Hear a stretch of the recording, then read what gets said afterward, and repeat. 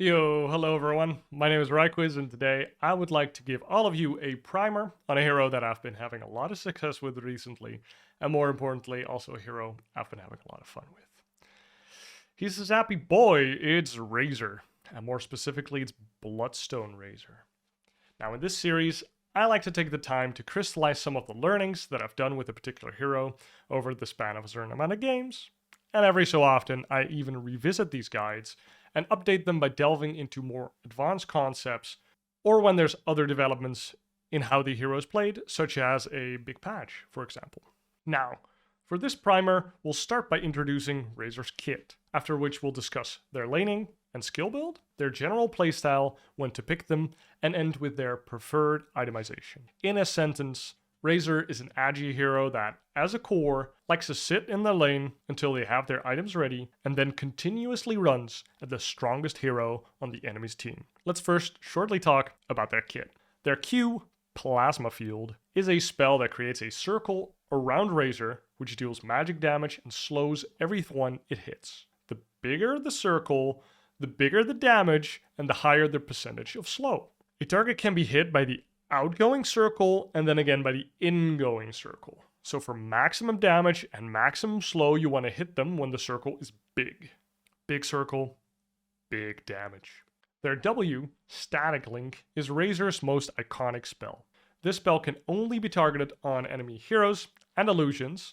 The spell creates a tether between Razor and the targeted enemy. For the duration of that spell, Razor drains their attack damage and keeps it for a certain amount of time after the link either breaks or ends. Razor automatically attacks the linked target unless a different target is force attacked. The link duration, buff duration, and damage drain rate increases with levels. Now, the link breaks when you move 250 units beyond the cast range of Static Link. The cast range of Static Link is 550 units. So this means, math, that you need to move 800 or more units away from the linked target for it to break. Now, for reference, the radius of Plasma Field, Razor's Q, is 700 units. So you can move slightly out of that range and still keep your Static Link. Now, Static Link is affected by cast range modifiers such as Aether Lens or the Telescope. And another important note, Static Link pierces BKB. So the opponent needs a Lincoln Sphere to stop you from stealing all of their damage. Their E, Storm Surge, is a passive that gives Razor percentage-based movement speed. That's it. But when you upgrade it with an Aghanim Shard, Storm Surge gives Razor the passive chance to release a Forked Lightning that hits 3 targets for 175 flat magic damage, and also slows these targets for 50% for 1.5 seconds. Pretty fucking good.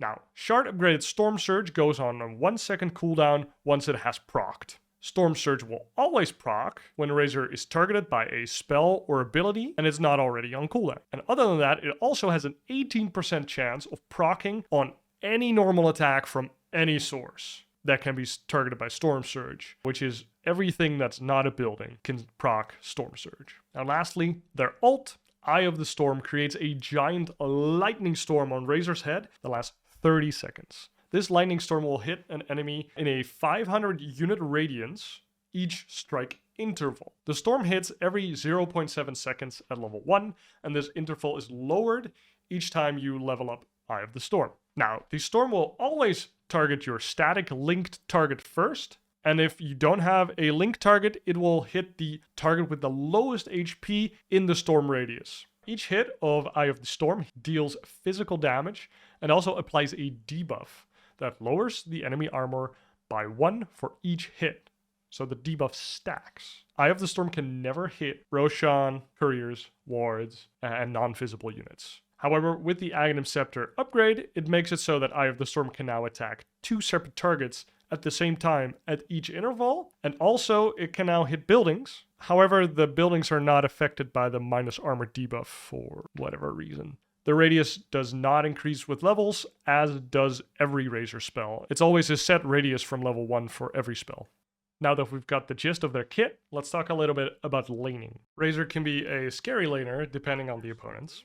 From level 1, Razor can start draining their opponents with Static Link, using the damage differential to get all of the denies and last hits in the current wave. This makes specifically melee carry heroes that want to sit on the wave really hate Razor. Now, if need be, you can also take Razor's Q at level 1 to help secure the range creep. Razor always wants to max his Q to be used for farming. The only decision you kind of make in lane is how many levels of static link will I take before I start maxing my passive. If your lane is going very poorly or just kind of poorly, I recommend you only get 1 value point in static link, and then you just focus on your farming. If you are destroying the lane, you can take 2 and maybe even 3 points in static link and completely delete the opposing core from your lane. Be sure to coordinate with your support to get the most use out of your spells. The ideal situation is that you go on the opposing core when you can chase him all the way back to his tower, without having to tank a lot of like opposing creeps or something to do so. Now be aware that at level 5, your plasma field will be level 3, and if you use it to try and kill the range creep, you'll barely not be able to kill it from full. So make sure that you give it a right click before you do that. If you lane well and you get 6 before your opponent, this will usually be a great timing to try and boot the opposing core out of your lane. Be sure to communicate to your team that you are about to get your ultimate and that you really want to go on this guy. You don't have to force this, however, because you can just go use your ult, scare off the opposing core a little bit by running at him, and then yoink, you just go to the jungle and farm camps as well. This basically means that you are getting more out of the map than your opposing core at that moment, and that basically sounds like winning the lane to me. Now, to eventually take the tower, you're probably going to need some help from either siege creeps or your team, or preferably both, but Razor is perfectly happy to turn on his ult and run around in the opponent's jungle. While he bides his time, Razor prefers to lane with a 4 that can go in first and help him get a max duration static link. Heroes such as Tiny, Tusk, To Clockwork, Treant, and Snapfire, to name a few. These are tanky heroes or heroes with a good disable, or both. This is usually also good for the game, since Razor can't really force fights, so you really want to have a hard initiator from a different position, which in this case can be the 4 position. So to wrap up, in lane, Razor will max their Q, going 3-2-0 or 3-1-1 into getting their ult. Q is their main farming spell, and once they hit level 6, Razor can start farming bigger camps and or trying to bully the opponents out of lane. Then we talk a little bit about playstyle. Early on, Razor plays to dominate their lane and gobble up their side of the map, leaving nothing but scraps for the opponents. Nothing feels better to a Razor than to farm the opponent's jungle, forcing 2 TPs because their carry is crying about it, and then you just run away. And then 60 seconds later, you do it again because your ult's off cooldown again. Hell yeah. In the mid game, Razor farms up in a side lane or one of the jungles, whilst waiting for the 15-minute mark, preferably your opponent's jungle. This hero wants to get their shard ASAP in the current meta. This shard makes Razor a sort of ranged axe, which increases their damage output a lot, and this helps them farm a lot faster. Now, Razor does not like to rotate themselves. They want to get rotated towards. Early and mid-game Razor is relatively slow, so they like to make space by taking the opponent's side of the map and forcing them to do something about you. If they react, you just kind of run away. And if they don't react, you're getting big. Out of the lane, Razor first wants to max their plasma field. After this, Razor usually maxes their passive to farm even faster, whilst being able to run away. But you can elect to take a few points in static link if you're going to be fighting often versus heroes that really hate getting linked, such as Lifestealer, Spectre, Medusa, Legion Commander, Lycan, just to name a few. Basically any hero that can't break the link by themselves. As Razor, you will rarely TP into any fight in the early game. It basically ruins your own game too much, and it also gives the opposing team, and especially their carry, way too much free space. So, when do we pick or not pick Razor? Well, in lane, Razor hates heroes that easily break his link. So think about Faceless Void, Anti-Mage, Weaver, that type of heroes. Or heroes that are usually too far away to get linked in the first place, such as Klinks or Drow. And lastly, also heroes that just do too much damage, even when they're linked. Think about Ursa or Monkey King. They don't really care about your link that much. Now, in the game, Razor hates heroes that are elusive, such as Faceless Void, Weaver, Spirits, etc., because they break your link and then proceed to kill Razor with heavy physical damage. He also hates it when the opponent has a lot of burst damage. Think about Tusk, Lina, PA, Ursa, because Razor needs fights to go on a little longer, because he needs to use his Bloodstone to regen, and he also needs to get a full static link off to drain and do a lot of damage. Razor also hates healing interrupting heroes, such as Ancient Apparition, Necro, Aghanims Pudge, Shard Drow. Now, Razor's fine playing into almost anything, but if you see too many of the previously mentioned heroes, you might want to consider picking a different hero. Also, your draft might just require like an initiating stunner type dude, which Razor is neither. Assuming that you are picking second phase on the ladder, you want to do the following checks. First, what are the opposing heroes?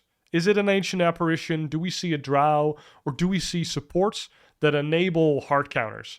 For example, if you see a Treant and Drow is not banned, or Lina, you might be playing into a Drow, and that's not a lot of fun for Razor. On the other side, you can look at your own team. Maybe you have a melee initiating 4 on your side, or you see a Winter Wyvern Treant Lich type of hero that really helps Razor deal with his biggest weakness, massive physical damage. If I see a Winter Wyvern or a Treant on my team, I'm heavily considering picking Razor because it feels so good to play with those heroes on your team as Razor. Once you have your core items as Razor, you can finally start running at your opponents with impunity. Speaking of which, let's talk about items. Itemization on Razor can be fairly diverse, but in 99% of games, I try to go the following starting items: Tangos, Branch, Mango, Quelling, and Wraithband parts. Feel free to change this up really, but make sure that you have enough damage to do your last hitting. Razor has extremely low base attack with 46 damage at level 1. So some sessions in the last hit trainer are also recommended. I usually skip stick, but for some lanes it's just giga efficient, so be sure to get it when it's a good stick lane. My first courier usually brings me a Wraithband recipe, some regen, and maybe a branch. After that, I usually try to rush Ring of Regen to sustain the rest of the lane, if I can delay boots for a little bit. In some lanes, however, such as Ursa Jug lanes, you can't really delay your boots, so you'll have to opt for boots plus Windlace before your Ring of Regen. Now, in the games where you're not getting your Ring of Regen before boots, it is a consideration to get your Arcane boots before the Ring of Regen, so delaying the Ring of Regen even further, because that influx of mana can actually be a big difference in the lane. Usually, however, I recommend getting one Wraithband into Ring of Regen, into Arcane Boots, into Vanguard, into Raindrops, Windlace, and then your Shard. I will only consider getting that second Wraithband, which you usually have some gold for, if I expect to fight a bunch early, and or if I clearly outsustain the opponents in lane. This basically helps you trade more efficiently and out-trade the opponent and thus bully them out of the lane that way. If you have not finished your Vanguard around 11 minutes, alarm bell should go off and you should probably not get the health booster and finish the Vanguard, but you want to keep your money so that you have money for your Shard at 15 minutes sharp. Getting your Shard at 15 is super, I reiterate, super important, since it speeds up your farm a lot and it also helps you fight. Once you have your Vanguard, Shard, and preferably your ult off cooldown, you are ready to confidently join any fight. The priority, however, is still on farming. Disassembling your Vanguard and Arcane Boots into a Bloodstone gives you a very strong timing. Your Bloodstone should ideally be finished around 20 to 21 minutes, which is kind of a fine timing.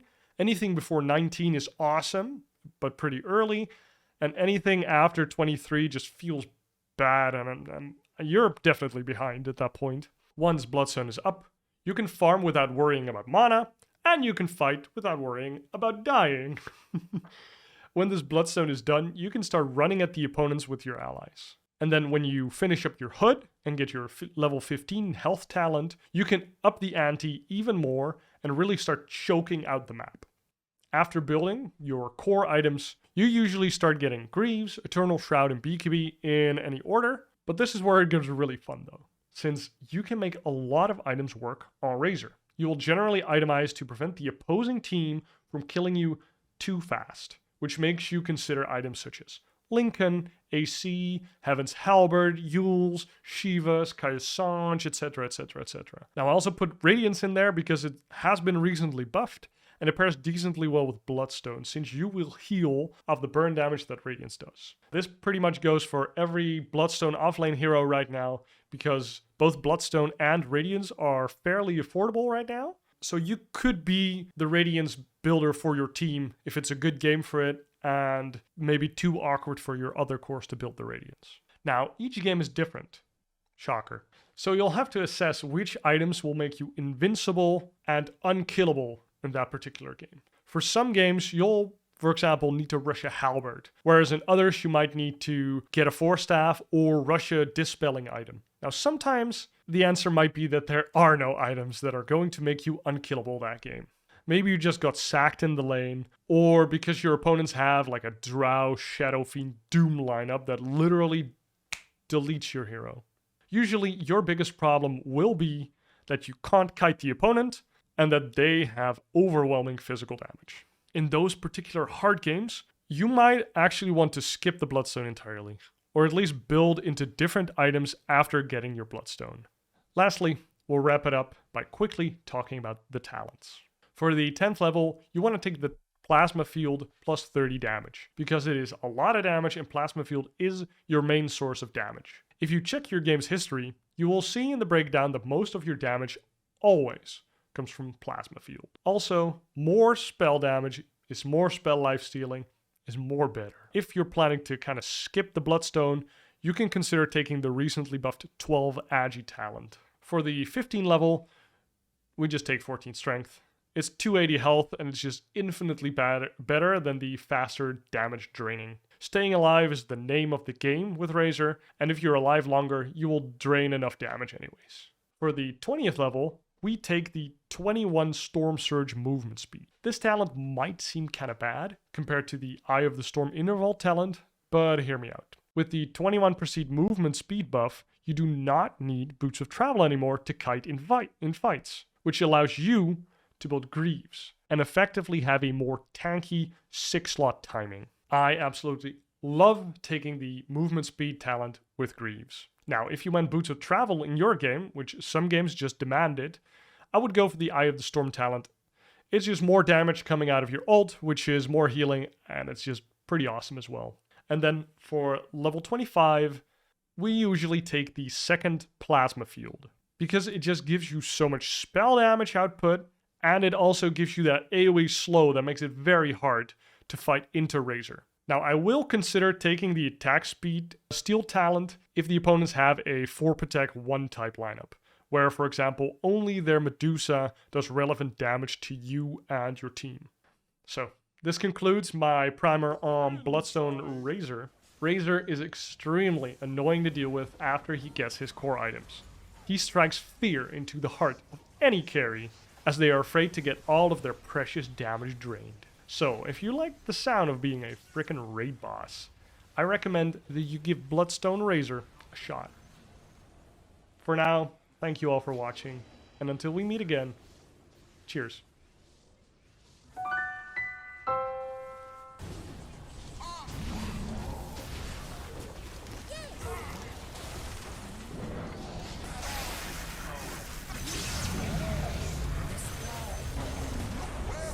Sound fast, like Sonic.